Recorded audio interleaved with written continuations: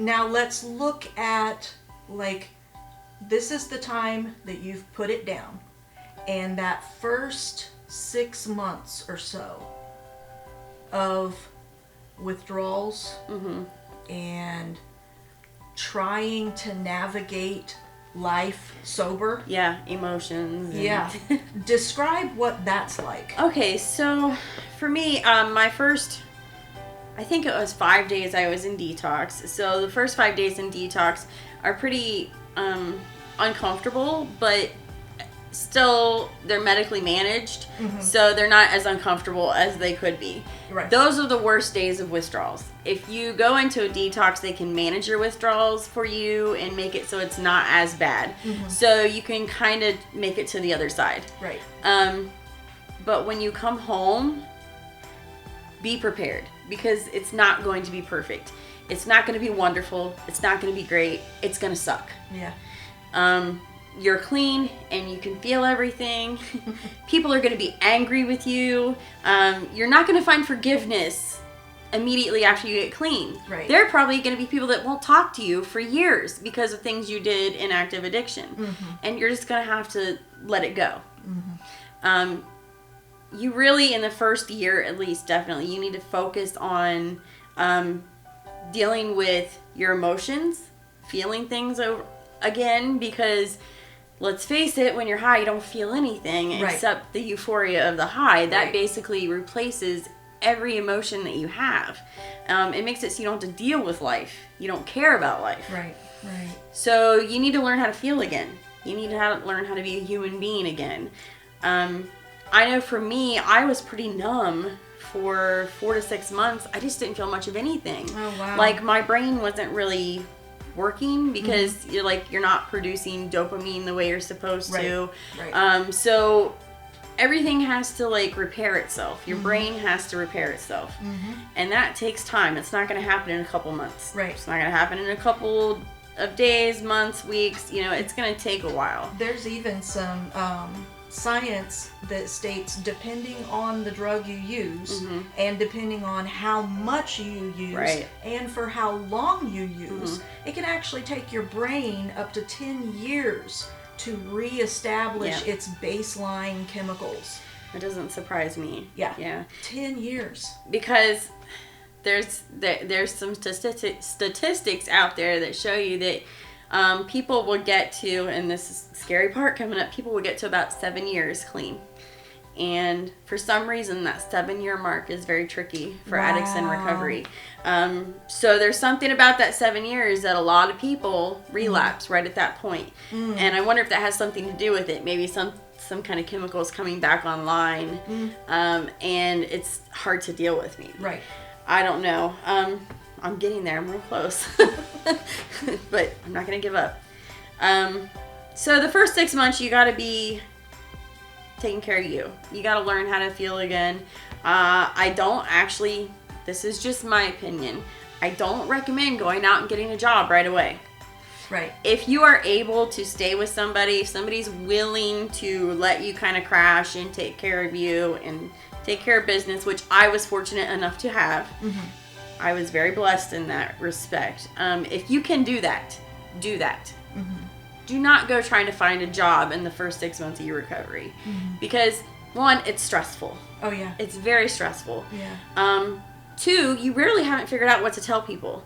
Because a lot of jobs ask about drug use, alcohol use. Why haven't you had a job in 5 years? Right. It's really stressful to figure all that out. Right. Try to reduce the amount of stress in your life at this time.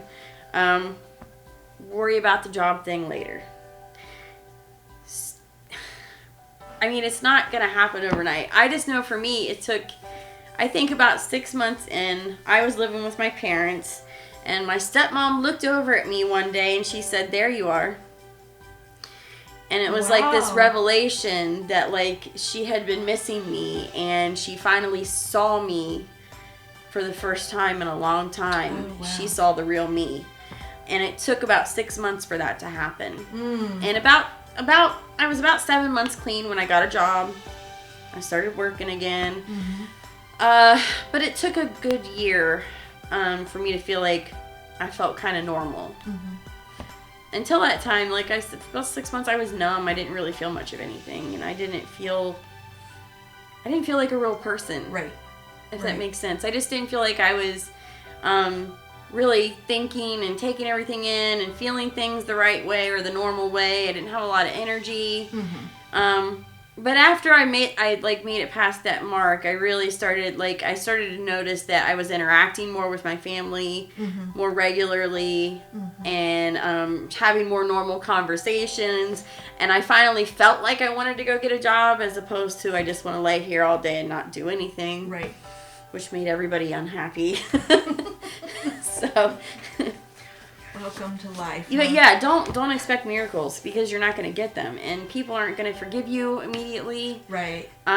Yeah, because the normal pre-addiction is not going to be the normal post-addiction. No, and you're never going to be the way you were pre-addiction anyway. Right. You're never going to be that person again. You're a different person. And that's okay. Yeah. That's okay, because here's the great thing about that.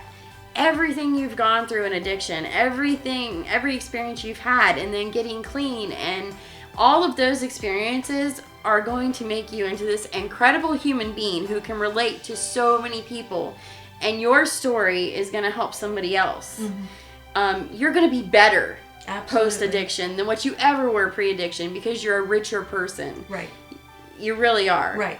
But getting there... But it takes a minute. Yeah, it takes a minute. It can be a bit of a scary journey. It can be. Yeah, it's very hard. It's not an easy thing to do. And I have to say, one of the things that I see people asking most often is, when is my family going to forgive me? The answer to that is not easy and it's not simple because they might never forgive you. Yeah. But they're going to forgive you in their time, not your time. Right. So that's a hard thing for people to accept. I'm clean now. Why can't they just forgive me? Right. Why are they still mad at me? Why don't they trust me? Well, it took years to destroy the trust that you had with your family and your friends. So remember that it can take years to rebuild it. Just keep doing the next right thing, because that's the only way you're going to rebuild that trust. Right. Is just keep doing the right things. And don't worry so much about what your family thinks or what everybody else thinks. Just concentrate on knowing that you're doing what you need to do to stay clean today. Yeah. That's all you need to worry about. Everything else will fall into place. Right. Your family will see that, and they'll see what you're doing, and they'll come around. I promise.